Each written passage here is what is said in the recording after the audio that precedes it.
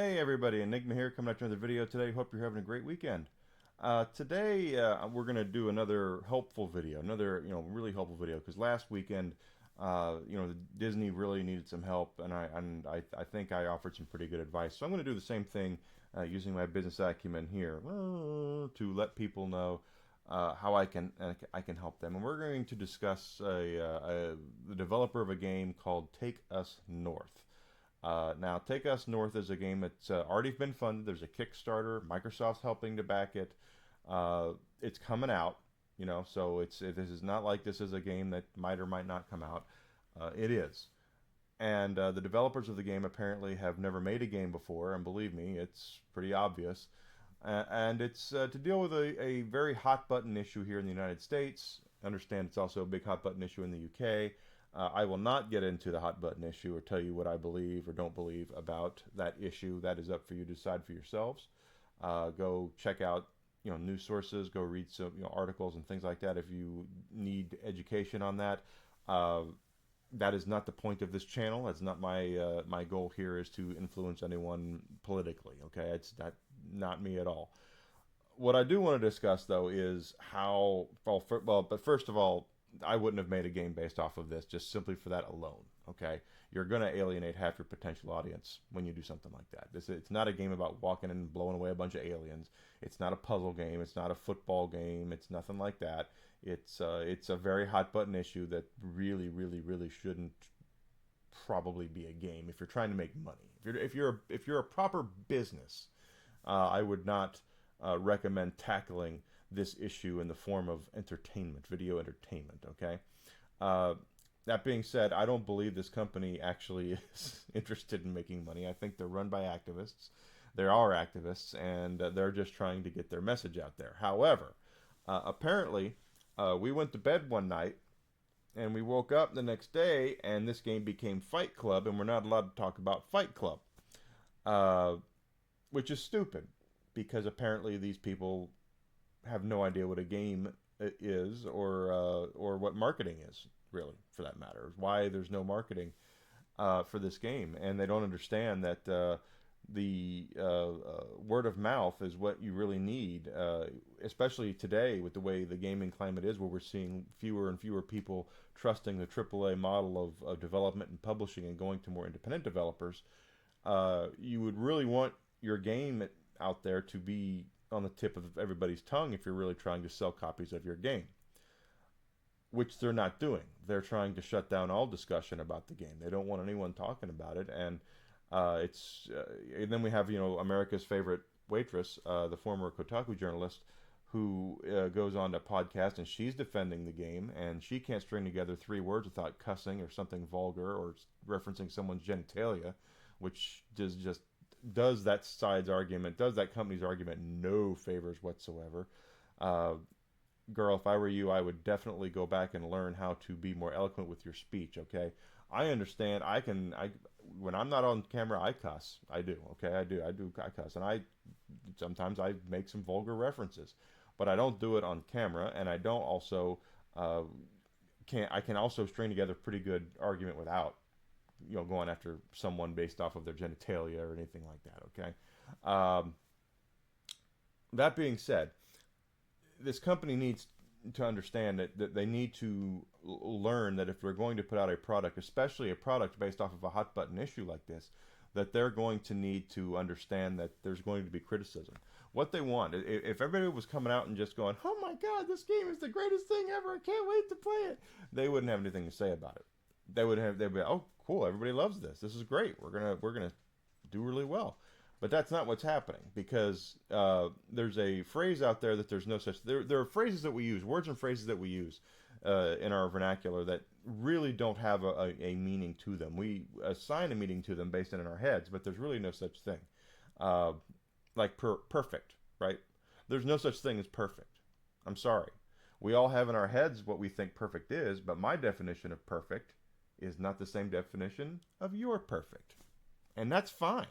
It's undefinable. It's just there's no such thing. And the phrase I'm talking about is called universal hatred or universal acceptance, and those two words are those two phrases are nothing. They don't exist. Okay, there's no such thing as universal hatred. There's no such thing as universal acceptance. Universal praise, I guess, is better. There's no such thing. You know, if you're going to put something out, you're going to have anything out, any product at all. You're going to have people who love it, and you're going to have people who hate it. Okay, I don't care if it's a game, movie, book, television show. I don't care if it's a frickin' cheeseburger. You're going to have some people who love eating your cheeseburger, and you're going to have some people who don't love eating your cheeseburger. Accept it. That's the court of public opinion. You're going to have to deal with it. It's just how it works when you're dealing with something like anything. Okay? If you're putting something out for consumption by the customer, you're going to find out that some of your customers didn't like what you had to offer. You're going to find out that some did, but you're going to find out that there are some who didn't. Okay? Now, the idea is you still want to be able to make money, and that's why I don't believe this developer is a real company, because they're not doing anything marketing-wise to help them sell this game. They're not. Instead, they are basically, they've deleted their social media accounts, they've scrubbed all social media, they don't want anyone talking about their stuff, and I just don't see the point in that. I really don't. You know, I have I'm not a marketing expert. My girlfriend is, but I'm not. I have, of course, taken marketing classes when I was in business school, but I wouldn't consider myself a marketing genius. But I do know this: the more people talking about your product, the better off you are, because at least they're talking about your product, right? You think Kool-Aid, people buy Kool-Aid, and they don't talk about it. You know what I mean? It's oh God, I got some Kool-Aid, right? That's what it is.